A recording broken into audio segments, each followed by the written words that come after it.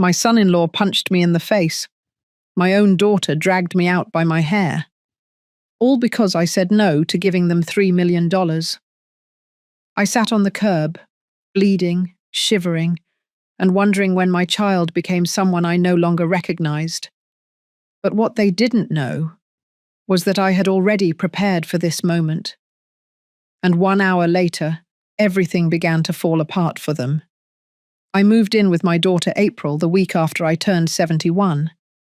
Not because I couldn't live on my own, not because I needed help climbing stairs or remembering names, but because she said she missed me, said she wanted me closer, said her husband Russell even agreed. At the time, I thought it was love. I didn't realize it was strategy. Their house sat on a quiet street outside Des Moines, with a wide porch and a white swing that never got used. April had decorated the guest room in lilac and ivory, my favorite colors. There were new sheets on the bed. A framed photo of us from her high school graduation sat on the nightstand. I remember standing there, suitcase still in hand, and thinking, maybe this will be good. Maybe this will heal the distance between us. It wasn't like I had nowhere else to go. I had a small apartment 2 towns over. I used to work part-time at the public library, organizing the historical archives and leading genealogy workshops. That work meant something to me. So did the quiet of my own home, my little kitchen, my ceramic owl salt shakers. But April said she missed dinners with me, said she wanted her kids to hear my stories. I believed her. The first week went well. She made me tea each night before bed. Russell asked about my old job. The grandkids sat at my feet, while I told them how our ancestors came over from Wales. I felt almost foolish for having doubted her. Then, gradually, small things changed. April started bringing up bills more often. Her voice was light, but the words were weighted. She talked about refinancing, about college savings, about how tight things had gotten. Russell mentioned an opportunity through one of his clients. Some real estate fund. High return, low risk. He said it casually over dinner one night, while slicing roast chicken. I nodded politely, but something in my chest tightened. A few days later, April came into my room holding a folder. Inside were bank forms, a notarization page, and a printout of my investment account. She sat down beside me on the bed. Her tone was careful. She said they just needed a short-term transfer, said they'd return it within 6 months, said it would help secure their future and the kids. I asked her how she got access to my account information. She smiled, but her eyes didn't. She said she'd always known my passwords, said she needed to check in on me sometimes. That night, I lay awake, staring at the ceiling fan turning slowly above me. Something had cracked open. I thought about my late husband, how we'd saved for years, bit by bit, never touching the principal. I thought about the time I loaned April $2,000 to fix her transmission, and how she never paid it back. I realized I had moved into a house where love came with conditions. By the end of that second week, I stopped leaving my bedroom door unlocked at night. Looking back now, I wonder if any of you have ever felt that shift too. When a hug becomes a transaction, when kindness turns into currency. If you've ever trusted someone so much that you moved into their home only to feel the walls close in, then you know what I mean. And if you haven't yet, stay with me. Because what happened next would split everything wide open, and once that curtain got pulled back, there was no pretending anymore. Not for me, not for them, not for anyone. By the start of the 3rd week, things shifted from subtle to obvious. I noticed it first with the grocery receipts. I always offered to pay for what I used: milk, bread, my special chamomile tea. But one afternoon, April left a receipt on the counter, circled items in red ink, and wrote a total beside it. Then she added a sticky note. Your share. Thanks. No greeting, no smiley face, just a number. Later that evening, she handed me a printed breakdown of the monthly utilities, highlighted, organized into columns.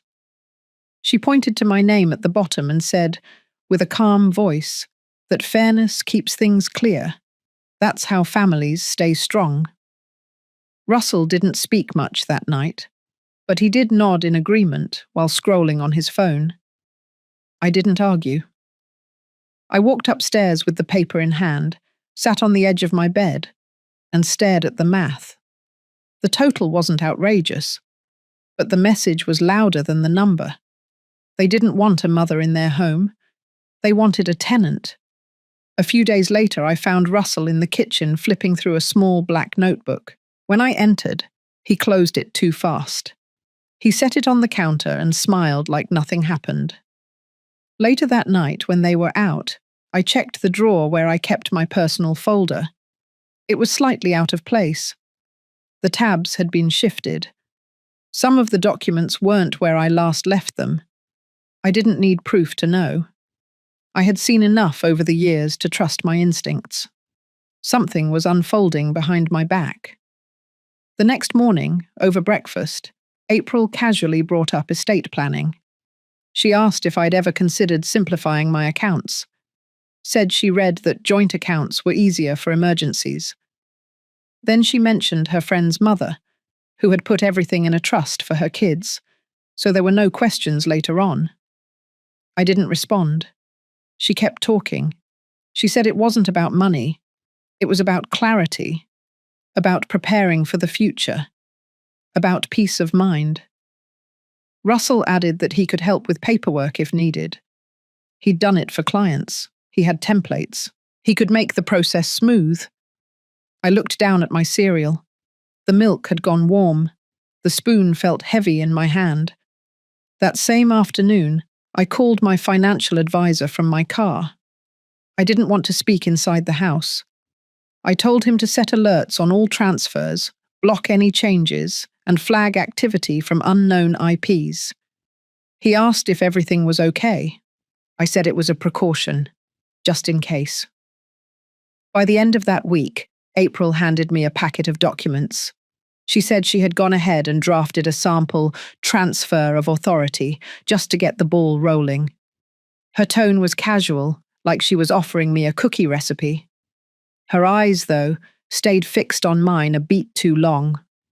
I didn't open the packet. I set it aside and asked her how the kids were doing in school. She didn't push further. But 2 days later, Russell brought it up again, this time while we were alone in the garage. He said April was just trying to help, that I was lucky to have a daughter who cared so much. Then he said, with a smile too smooth, that money only creates drama when people get secretive. I stepped around him, walked back inside, and locked my bedroom door behind me. That night, I reviewed every single account I had. I changed passwords. I wrote down names of people I trusted. I scanned and saved backup copies to a flash drive I hid inside the lining of my suitcase. I didn't sleep much. I wasn't afraid yet. But I had begun to prepare. It wasn't paranoia. It was pattern recognition. And this pattern had shown itself before. I just hadn't wanted to see it until now. The third week blurred into the fourth, and with it came an eerie shift in the house. It was in the way Russell's footsteps grew louder down the hall, in how April stopped knocking before entering my room, and in how the grandkids were suddenly too busy to spend time with me. Small isolations built slowly, then all at once. It began the morning I found my medicine organizer in the wrong drawer. I had placed it under my bed, like always. But that day, it sat on top of my dresser, open. The Tuesday slot was empty, even though I hadn't taken anything yet.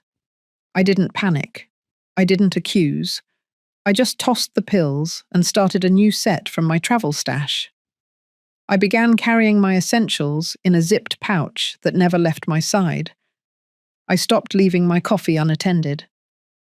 One afternoon, I overheard Russell in the backyard, talking too loud into his phone. He was pacing by the shed, his voice sharp. I couldn't catch every word, but I heard him mention equity, consolidation, and legal guardianship. Later that day, April asked if I would mind signing a few forms for her refinance. She said it was just a routine update. I asked her why my name was listed as co-owner of the secondary mortgage. She paused, just long enough. Then she said it must have been a clerical error. I knew then I had underestimated just how far they were willing to go. That night, I pulled out the manila envelope I kept hidden under the liner of my suitcase. Inside were old records from my husband's accounts, notarized copies of my trust, and a full list of my assets. Everything had been kept separate since he passed. That was always our plan. Russell and April didn't know that my name had never been attached to the Iowa house. They assumed I had nothing but the condo and retirement account. But the truth was, I still had access to a diversified portfolio, some of it offshore. I wasn't rich, but I wasn't dependent. The next day, I visited the bank, quietly. I asked to speak to manager-level staff. I presented my identification and initiated a full review of recent access attempts on all accounts tied to my social security number. There had been 2 failed login attempts from an IP address tied to Russell's business. I asked the manager to set the highest security level. Biometric access, in-person only changes, and voice-verified transactions. She didn't ask questions. She just nodded and got it done. I returned home before sunset. Dinner was already on the table. April served roast pork with overcooked carrots. Russell asked how my day had been. I said I went to the park. He nodded, satisfied. That night, I barely slept. Not from fear, but from a growing sense that something inevitable was about to crack. And it did. 3 days later, I woke to find my room ransacked. My suitcase was unzipped, my drawers pulled open, even the lining in my coat was torn. My flash drive was gone. I stood silently in the doorway, heart pounding. Then I walked downstairs. April was in the kitchen. She didn't look up. Russell was by the fridge, arms crossed. I asked if anyone had been in my room. April said maybe one of the kids went in looking for scissors. Russell said maybe I had misplaced something. They said it too quickly. I didn't respond. I went back upstairs, closed the door, and picked up the landline I had hidden behind the bookshelf. It was a burner line I kept for emergencies.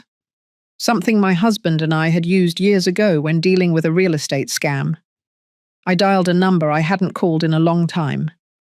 My lawyer's office. His assistant answered. I gave her the code word. She transferred me immediately. Within minutes, my attorney confirmed he could lock down everything. I asked him to trigger the fail-safe in my trust, to remove any shared power of attorney privileges, to notify my offshore custodian that fraud had been attempted. I also asked him to make a preemptive report to Adult Protective Services, just to put something on record. I wasn't accusing yet, but I wanted a trace. Then I packed a small overnight bag, only essentials. I didn't run. I didn't cry. I simply acted. That evening, as I came down the stairs, I saw Russell standing by the fireplace, holding my flash drive. He didn't say anything. He looked smug. April stood behind him, her face hard to read. I told them I was going out for a walk. They didn't stop me. At the corner of the block, I got into a black sedan waiting for me. My attorney had sent a driver. We drove straight to a safe location I had arranged years ago. A small house in Ames, deeded in the name of an old college friend who owed me a favor. The next day, I froze all joint assets, placed a fraud alert, transferred everything into a protected, irrevocable trust. And for the first time in weeks, I slept. Not deeply, but without looking over my shoulder. The silence in the safe house was different. It didn't echo like the big house. It wrapped around me like a warm coat. For the first time in weeks, I could hear my own breath again.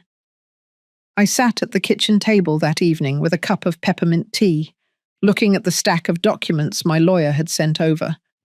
Every page had a clear purpose. Every signature I made that night pulled a little piece of my life back into my hands. Over the next 3 days, I stayed in that quiet little house in Ames, with the curtains drawn and the phones silenced. I didn't watch the news. I didn't scroll through anything. I just thought. I thought about how it got this far. How two people I had once held as newborns, Russell and April, could turn so calculating, so cold. On the 4th morning, I received an email from the bank. There had been an attempted login using outdated credentials. Then another from my lawyer. He had spoken to the trust administrator. All assets had been moved. The new structure was untouchable, irrevocable. And the successor trustees I had named long ago, 2 women from my reading group, both retired professors, were now legally in charge if anything ever happened to me. That same afternoon, I requested a call with the lead investigator at Adult Protective Services. They had already opened a quiet inquiry, just as a precaution. I gave them everything. Every incident, every document, every photo I had discreetly taken of the drawer after it was rifled through. I gave them a timeline, down to the hour, of when I began noticing the manipulation. I wasn't pressing charges, not yet. But I wanted a record. The officer I spoke with was patient and precise. She didn't offer false comfort, but she did say something I hadn't heard in a long time. She said I had done the right thing. She said I wasn't alone. Later that evening, I drove back to the city. I didn't go to their house. I went to my friend Patrice's home. She greeted me with open arms, no questions, no judgment, just a hot casserole and a clean guest room. While I was there, I finally allowed myself to feel the weight. The betrayal wasn't just about money. It was about erasure. They hadn't tried to steal my accounts. They had tried to erase my autonomy, replace my legacy with their convenience. But they failed. And that truth held me steady when the letter came. It was a printed notice from a law firm representing Russell and April. The tone was sterile. They expressed concern over my sudden disappearance and requested a voluntary meeting to discuss a revised estate structure. They claimed I might be under undue influence, that others might be coercing me to cut them out. They referenced my age, my recent confusion. I handed the letter to my lawyer. He smiled as he read it, then made a copy, highlighted every loaded phrase, and drafted a reply that was firm but polite. He included proof of my legal capacity, recent cognitive evaluations I had done during a routine physical, and outlined the timeline of events I had already documented. Then he copied Adult Protective Services and the Federal Oversight Board into the response. The next day, a detective from the Financial Crimes Unit contacted me. The bank had flagged the earlier login attempts as part of a wider pattern of elder exploitations they were now investigating. Russell's name had come up before. April's, too. I sat across the table from the detective 2 days later. I told him everything. Not just the logistics, but the emotional sabotage. The way April would drop passive remarks about my health. The way Russell used silence to manipulate my responses. How they both slowly chipped away at my independence, dressed up as concern. The detective nodded, took notes, and asked if I'd be willing to testify if necessary. I said yes. But more than anything, I asked for protection for the future, for other women like me. In the following week, I met with my attorney again to draft a formal affidavit. It would be held in confidence unless the investigation moved to formal charges. But it was clear now, I hadn't overreacted. I hadn't imagined things, I had seen it, and I had responded. The final action I took that week was symbolic. I changed the name of the charitable fund I had created years ago with my late husband. Originally named after our anniversary date, I now called it the Eleanor Trust, after my grandmother, the strongest woman I ever knew. I restructured it so that every year, a portion of its interest would be granted to women over 65 who had survived financial abuse from within their families. I didn't need revenge, I needed meaning. And with that change, I felt something shift inside me, a kind of release. The anger didn't vanish, but it stopped burning. By the end of the month, I had officially relocated. Patrice helped me find a 2-bedroom condo in a quiet neighborhood with wide sidewalks and tall oaks. I unpacked slowly, placed photos of my husband on the shelves, framed a print of the trust certificate with my grandmother's name at the top.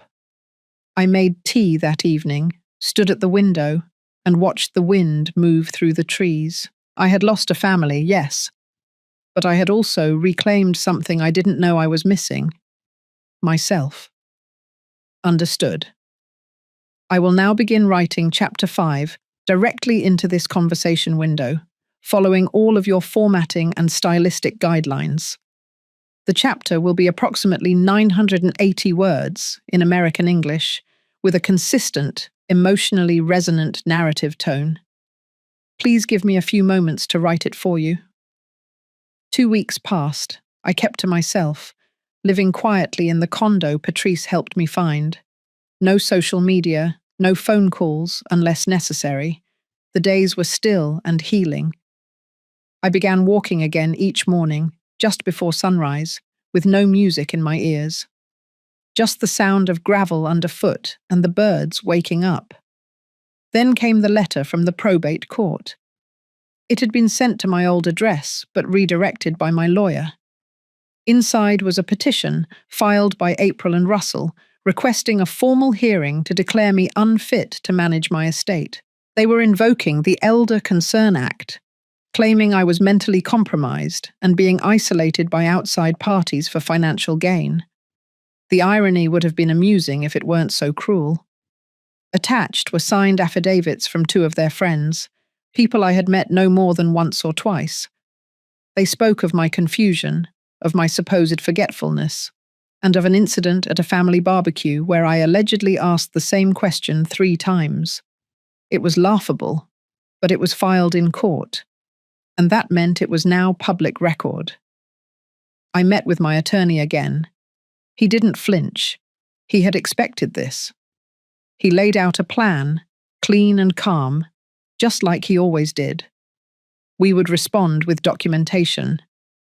My evaluations from Dr. Kirsch, my cognitive assessments, and sworn statements from my financial advisor, 2 neighbors, and 3 members of the church committee I had served on for 6 years. These people had known me far longer and more intimately than Russell or April's planted witnesses. But there was something else, something unexpected. The detective I had met with weeks ago reached out again. They had uncovered surveillance footage, bank cameras, not mine. 2 separate attempts by Russell to access accounts tied to my name, each time using documents that had been flagged as altered. That alone wouldn't result in charges, but paired with the pattern, it built a case. They were preparing to bring it to the district attorney. That same evening, I sat down with Patrice. I told her everything. I hadn't shared all the details before. She listened, didn't interrupt, and then offered me something I hadn't considered. She suggested I write a letter to the court myself, not just a legal response, but a personal one. She said, "Speak as a woman, not a client. Let the judge hear your voice before they ever see your face." It took me a day to decide. Then I sat down, pen in hand, and wrote longhand first. 4 pages. Not just facts, but feelings. I wrote about my childhood, about raising April, about her curiosity, her laughter, I wrote about the moment I realized she had changed. I described the silence between us that grew louder over the years, and I explained in simple terms that protecting myself was not cruelty, it was clarity, and it had come far too late. My attorney typed it up for the court. It was added to the response packet, along with supporting documents. The hearing was scheduled for 3 weeks later. Those 3 weeks passed with a strange stillness. Not calm, but suspended. I didn't hear from April or Russell. Not a word. But the local papers picked up rumors of the probate filing. It was a small city after all. People whispered, old friends called, most just left voicemails. I didn't return them. Not yet. On the morning of the hearing, I wore a navy suit I hadn't touched since my husband's funeral. I brushed my hair smooth and pinned it back. I carried no bag, only a folder with my name on it and a heart that had learned not to shake. Courtrooms are colder than they look. I sat beside my attorney. Russell and April were on the other side. April wouldn't look at me. Russell did, just once, and then turned away. The judge entered. The hearing began. Their attorney spoke first. He painted me as disconnected, volatile, prey to manipulation. He used words like isolated, withdrawn, emotionally unstable. Then he introduced their witnesses, the same 2 people from before. They spoke in vague terms, heard from someone else, saw something once. Then came our turn. My attorney introduced the evaluations, the statements, the timeline. He walked through the pattern of control and coercion, then placed the letter I wrote on the record. The judge read it silently at the bench. When she looked up, she said only this, that it was rare in her courtroom to see such clarity from someone being accused of incapacity. The judge dismissed the petition without delay. She called the filing not just unfounded, but an abuse of process. She referred the matter for further review. We walked out without a word to Russell or April. There was nothing left to say. Back home, I made tea and sat on the balcony for the first time. The sky was wide, pale gold. The air smelled like rain. Later that evening, I received an email from a small women's advocacy group. Someone at the court had passed along my letter. They asked if I would speak at an upcoming forum. Not about the legal case, but about resilience, about reclaiming identity, about surviving quiet betrayals. I closed the laptop. Not ready yet. But the thought stayed with me, because maybe healing didn't look like closure. Maybe it looked like this.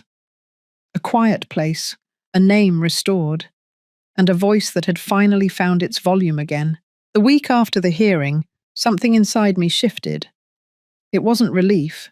Not exactly. It was something quieter, more hollow, like standing in a house that had been emptied out. The echoes weren't loud, but they were everywhere. I had won, yes, but it didn't feel like a victory. It felt like walking away from a battlefield alone, carrying only the silence of what was lost.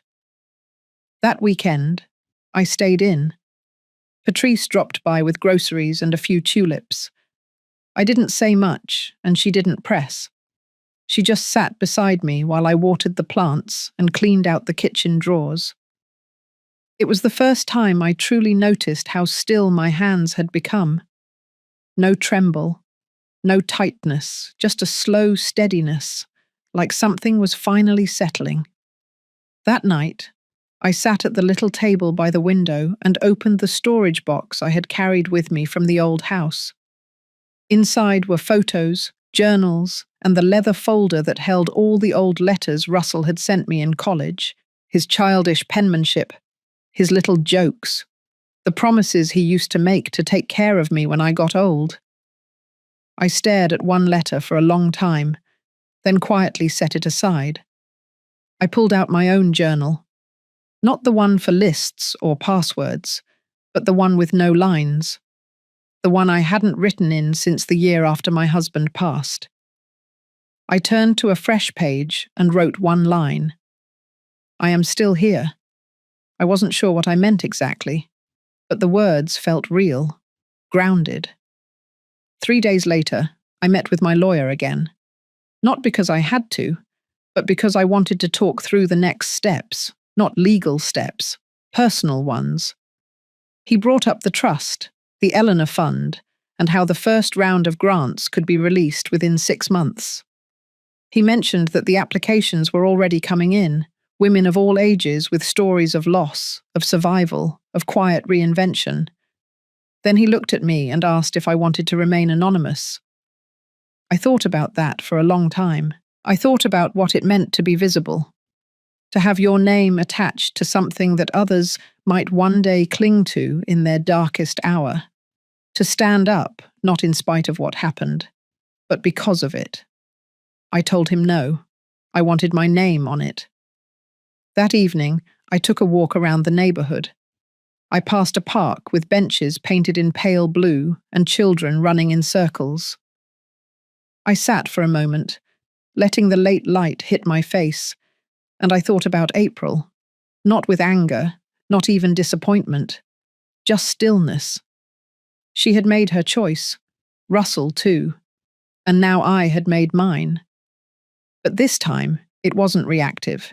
It wasn't about protecting what I had. It was about choosing what I wanted to become. Back home, I made tea, then opened a blank document on my laptop. For the first time in years, I started writing my story, not as a case, not as an article, but as a life, a full, flawed, quiet life. Mine. It began with the line I had written in my journal. I am still here, and from there, the words came like water. 3 weeks after choosing to go public with my name on the Eleanor Fund, a letter arrived from the office of a federal investigator. It was addressed to me directly, not through my lawyer, not through any legal channel. Hand-signed, tidy font, no red tape, just a quiet sentence at the bottom. They were reopening the inquiry into Russell. My fingers didn't tremble when I set the letter down. I didn't feel fear, just a tightness in my chest that told me the past wasn't finished with me yet. The next day, I met with the investigator. He looked far too young to be holding such power, but his eyes were patient. He explained that several suspicious financial transfers had been flagged in the broader investigation into elder exploitation in our county, and 2 names kept recurring, Russell and April. I listened. I gave them what I had. But more importantly, I gave them what no one else could, the story behind the numbers. Not a rant, not a list of grievances, just facts. Calm and sharp as glass. How April had slowly gained access to my digital accounts. How Russell had pushed me to sign over power of attorney without giving me time to think. How I had once believed this was normal, even loving. The investigator leaned forward. He told me they had subpoenaed the bank for voice recordings tied to wire transfers. In one of them, a man identified himself as my son-in-law, using my full name and social security number. The problem was, the voice wasn't mine. And the permission, it had never been recorded. The wheels of justice were turning now, and I was no longer the only one seeing the gears grind. That night, I sat alone in the living room with every light off, just the hum of the refrigerator in the next room. I didn't cry, I didn't shake, but I felt it, that low hum of reckoning. It didn't taste like vengeance, it tasted like gravity. 2 days later, Patrice stopped by. She brought a binder, thick with reports and recommendations from the board we had quietly assembled for the Eleanor Fund. They wanted to expand. More applicants, more outreach. A partnership with a university program that trained women in digital literacy and finance. I looked through the proposal and paused at a paragraph buried near the end. A speaker series, women over 60, sharing real stories of rebuilding, quiet battles and silent triumphs. They had penciled me in. I didn't say yes, I didn't say no. That night, I sat on the balcony again. The air was thick with early summer heat. A siren passed 2 streets over. I didn't flinch. I thought about what it meant to speak. Not whisper, not journal. Speak. And not just for myself, but for the hundreds of other women I had read about in the fund's early applications. Stories filled with disbelief, gaslighting, financial erasure, betrayal dressed up as care. My story wasn't rare. That was the hardest part. It was common, silent, ordinary. That silence needed to break. So I agreed. I stood up for the first of the small gatherings 2 weeks later. A modest community space in the basement of the local library. Folding chairs, coffee in paper cups, no microphones. I told them the truth. Not everything. Just enough. I told them I was 69, that I had raised a daughter I loved with everything in me, that I had watched her walk away not in one loud moment, but in 100 quiet choices. I told them about Russell, and the bathroom floor, and the silence that followed. But mostly I told them about waking up, about the day I realized survival was not the end goal, that dignity mattered more than peace, that no inheritance, no bloodline, no shared last name could ever outrank the voice inside a woman when she finally said enough. There were no cheers, no applause, just silence and a few tears. But that silence felt different now, not the silence of shame, the silence of recognition. Afterward, a woman named Eloise took my hand. She was 73. Her daughter had taken her home equity line and vanished. She hadn't told anyone. Until that night. As she spoke, her voice cracked, but she didn't stop. And I realized that this was the true legacy, not the fund, not the courtroom victory, not even the name I had cleared.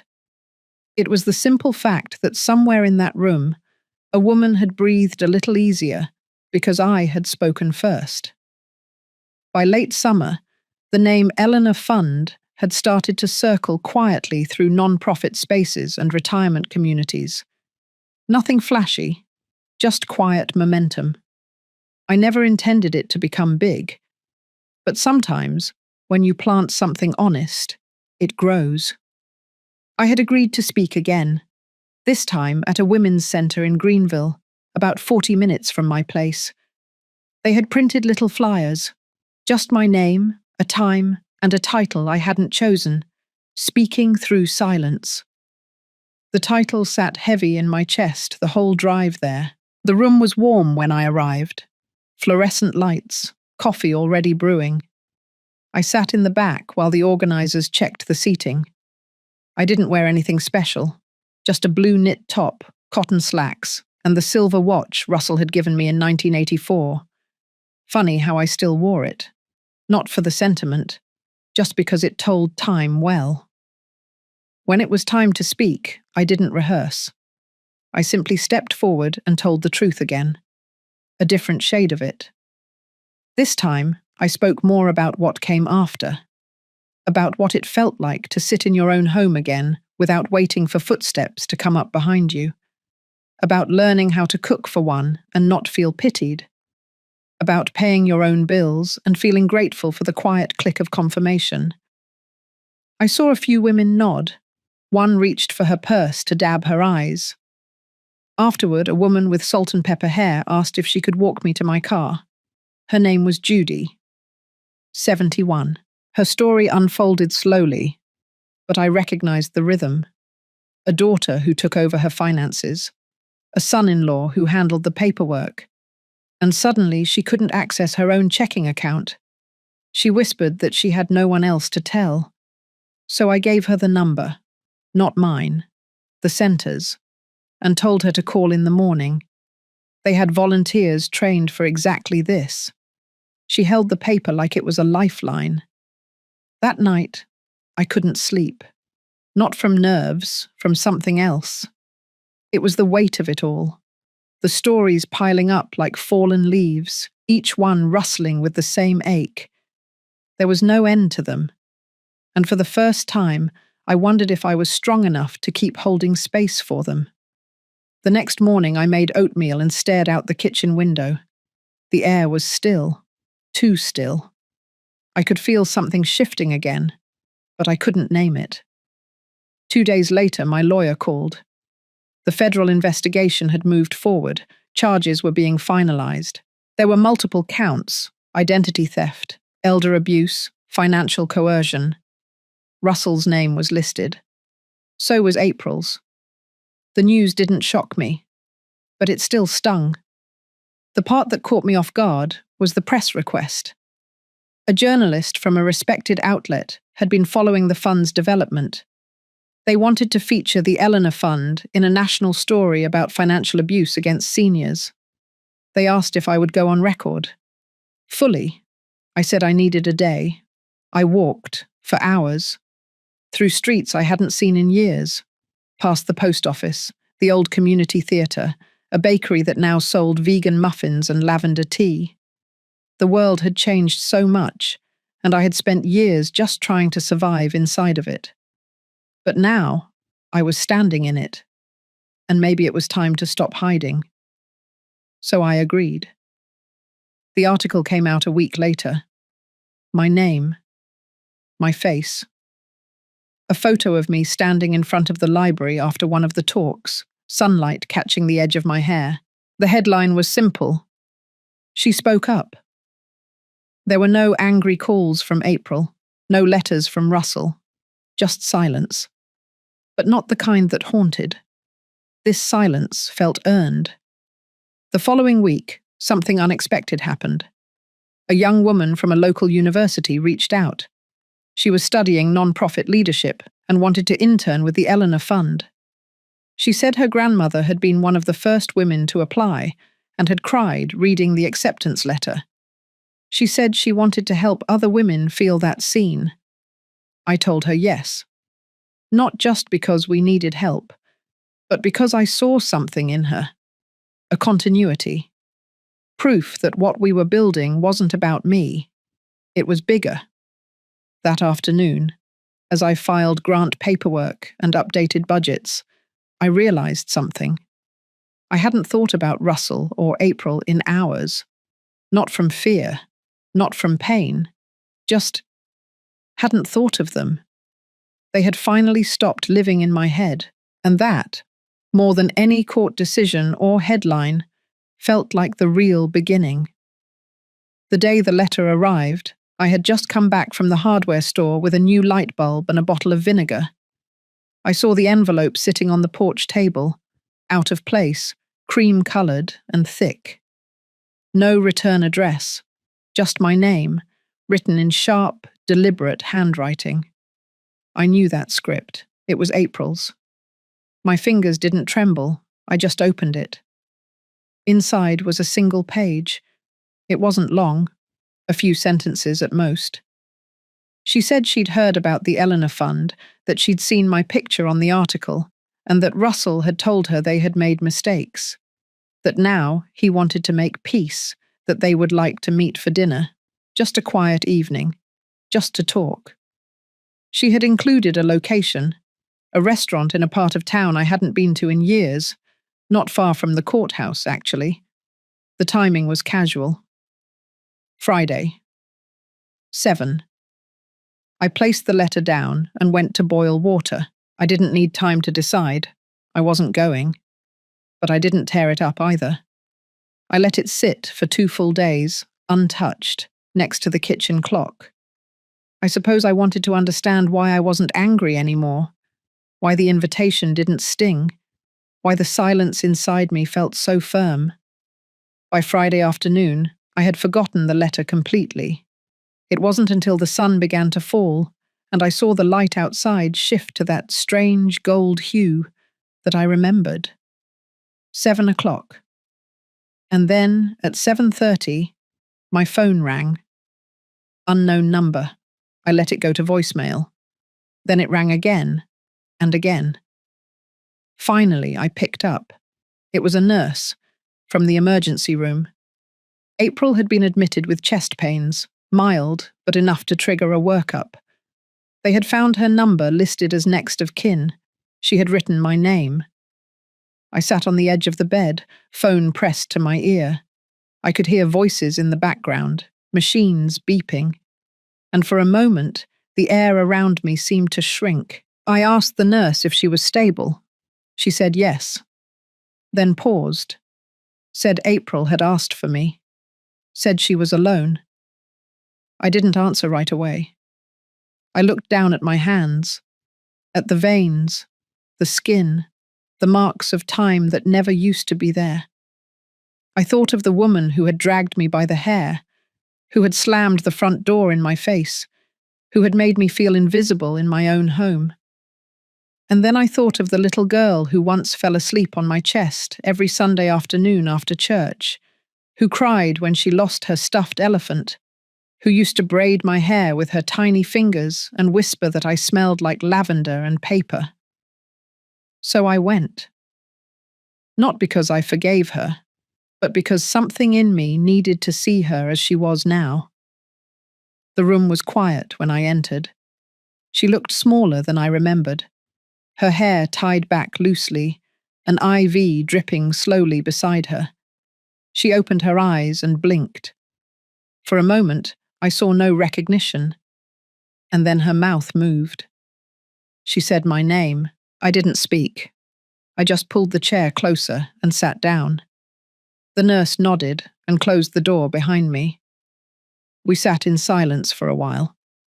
Then April said she had read everything, the articles, the statements, the interviews. She said she hadn't realized how far she had gone, that she hadn't known what she had become, that Russell was the one who kept pushing, that she just wanted to protect what they had built. I listened. I didn't respond. Then she asked something unexpected. She asked if I had meant for the Eleanor Fund to be a message to her. I shook my head. I told her it was never about revenge. It was about reclaiming breath. Her eyes welled up, but she didn't cry. She said she couldn't undo what she had done, but she wanted to start again, not as mother and daughter, not as anything labelled, just two people who once shared something true. I stood up then, not abruptly, just slow, measured. I told her I didn't hate her, but I also told her I didn't belong to her anymore, that my peace didn't depend on her remorse. And then I walked out. Outside, the sky had turned navy. The hospital parking lot buzzed with motion. I exhaled, not relief, something deeper. I had just looked into the eyes of the woman who once broke me, and she no longer held any power. That night, I made soup, not because I was hungry, but because I wanted to taste something warm and quiet. I lit a candle, not for prayer, just for the calm flicker. And for the first time in years, I slept through the night without waking once.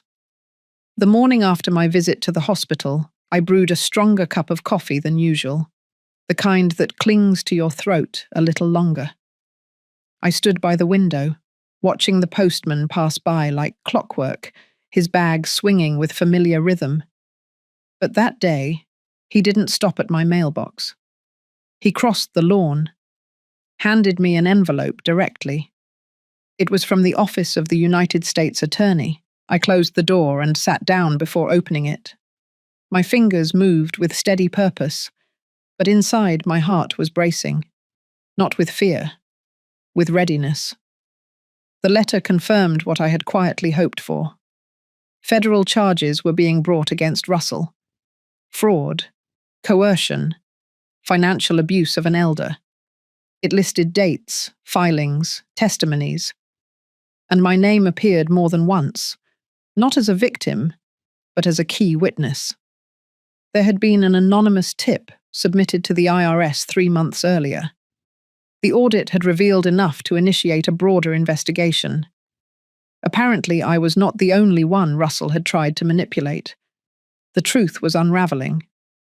But here's the part I didn't expect.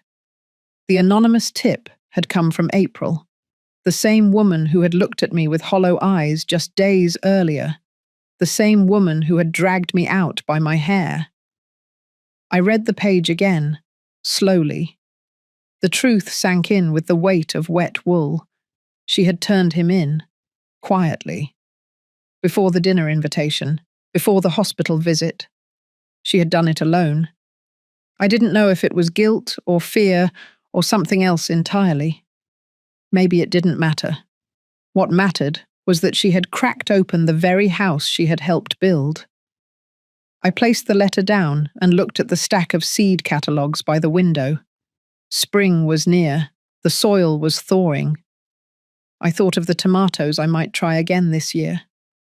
A week later, a federal officer showed up at my door. He wore plain clothes, but the badge in his wallet was real. He said my testimony would help expedite the case. Said Russell had already been approached for questioning, that his tone had shifted the moment he realized April had cooperated. There was no arrest yet, but I could see the arc of consequence beginning to curve. When the officer left, I sat in silence for nearly an hour. I didn't call anyone, didn't text. I simply walked around the house slowly, touching the old furniture, the wooden edges of door frames, the kitchen drawer that stuck a little when it rained. These were the pieces that held me, the ones they never touched, the parts they never stole. That night, I sat in the living room and turned on the television. Not to watch anything, but to hear voices. I had forgotten what it was like to be surrounded by noise that didn't cut. Then I reached for the journal I had been keeping in a small drawer under the coffee table, the one I started the week after I left their house. I flipped to a blank page and began writing. Not about them, but about me. About the parts of me I had found again. My spine, my silence. My pulse in the early hours when I walked barefoot through the hallway and felt no fear. About the slow unfurling of dignity after being buried for years under the weight of someone else's version of family. I didn't need justice to look like sirens and handcuffs. I just needed them to know I had survived, and that I had done it without their permission. When the phone rang later that evening, I let it go to voicemail. It was April. Her voice was low. She said Russell had left the house, that federal agents had come earlier that day, that he had packed a suitcase and slammed the door without looking back. She said she didn't know where he went. Then she said she was sorry, again.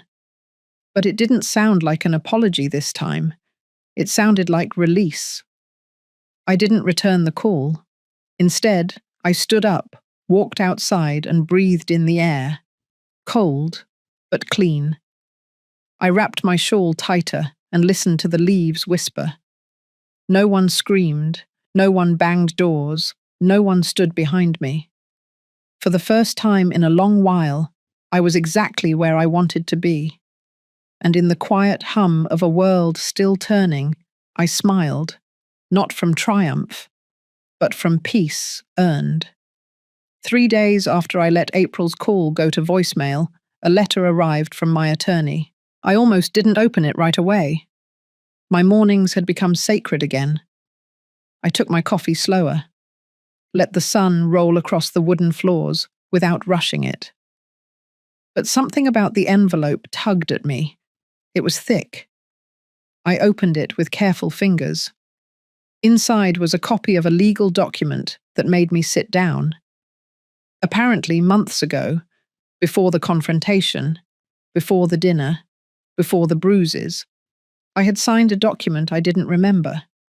It had something to do with consolidating assets into a trust. I remembered Russell talking fast, printing things off his computer. I thought I had reviewed them. But this one had never come through me, and now it was showing up under my name. The trust transferred nearly $3 million from my brokerage account to a holding entity under Russell's name. The transfer hadn't completed because of an alert placed by the bank following a flagged request, one that came in while I was at the hospital. The letter continued. My lawyer had taken it upon himself to cross-check the records, and in doing so, discovered something else entirely. April's name had been added to the trust, but only conditionally. It would activate on my official declaration of incapacity. I held the paper in my hands and felt the chill settle through me. My own daughter had sat down at a table and signed documents, assuming I would one day lose the ability to speak for myself. She had built a future based on my absence, and Russell had guided the pen. But that wasn't the worst part. The lawyer's letter ended with a single handwritten sentence. He said he had a hunch, so he'd run my medical file, legally, against the timing of the trust preparation. The dates lined up with my fall. The fall I had assumed was an accident, the bruise on my neck, the dizziness, the medication I never remembered taking. It wasn't hard to connect the dots. They had tried to incapacitate me. Quietly, slowly, legally. They had anticipated resistance, but not survival.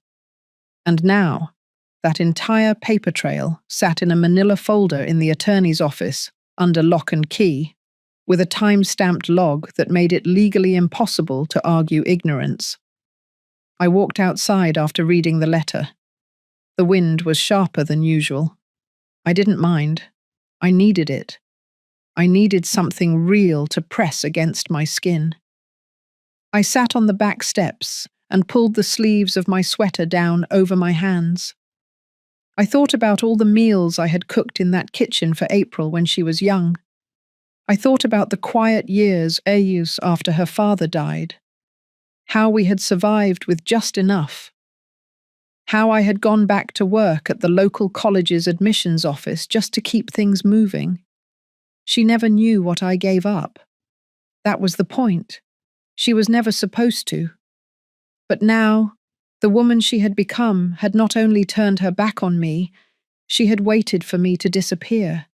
She had signed her name to it. And Russell? He had planned the entire thing, like a chess match, cold, detached, believing I would never notice the checkmate coming. He had underestimated the one thing that mattered. I had lived through worse. The chapter of my life that included April and Russell was coming to a close. But not with a scream, not with courtroom drama. Just a woman on her back porch, holding her coffee tighter, her pulse steadier, and her dignity completely intact. Because survival isn't loud. It's quiet, and powerful, and absolute. It was a Thursday morning when I walked into the courthouse, alone. No makeup, no jewelry, no rush. The documents had already been filed. My attorney had handled everything. But I came anyway, to feel it, to stand on the cold marble and watch a chapter of my life seal itself shut. The court clerk looked up, recognized my name, and nodded quietly. The annulment of the trust was approved in chambers. The frozen funds were returned. The invalid power of attorney was nullified. And my name, my full, legal, untarnished name, was reinstated as the sole authority on my life. It didn't come with applause. No one cheered. But something deep inside me exhaled for the first time in months. Outside, I sat on the bench across from the courthouse steps. The sun felt warmer than it had in weeks. I had brought a small flask of tea. I sipped it slowly, feeling the warmth spread through me, calming, steady. A woman passed by, older than me, with a small dog in a stroller. We locked eyes just briefly. I gave her a soft nod. And for a split second, it felt like she knew, not the whole story, just the weight of surviving something and still standing. When I got home, I didn't go straight inside. I walked the side of the house and stood at the old potting bench. My hands itched to be in the soil, to press something living back into the earth. That afternoon, I planted 3 trays of pansies, purple and white. Hardy little things. They don't look like much at first, but they last through frost. They come back even after the cold tries to wipe them out. A week later, Russell called. I let it ring. He left a voicemail. His voice was lower than usual, said he was sorry, said April wanted to talk, said they had made mistakes. I deleted it. A few days after that, an envelope arrived. No return address, just my name. Inside was a photo.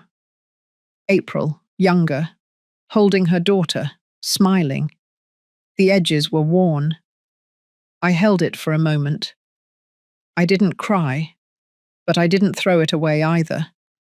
I placed it in the drawer of my desk, the one I don't open often, the one where I keep the things that matter but no longer define me. I'm not angry anymore. Not exactly. There's a silence now, a different kind of quiet.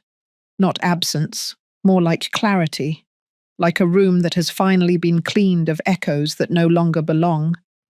And I've found something in that silence. Peace, not the kind that comes from justice, but the kind that comes from knowing I chose myself, that I reclaimed my breath, my voice, my place. I no longer live in reaction to what they did. I live in response to who I've become. If this story reminded you of someone who once tried to silence your worth, I hope you know it is never too late to take your voice back. Have you ever walked away from someone you loved to protect the part of you they kept trying to erase? Your story matters too. Share it below if you'd like, or just know you're not alone.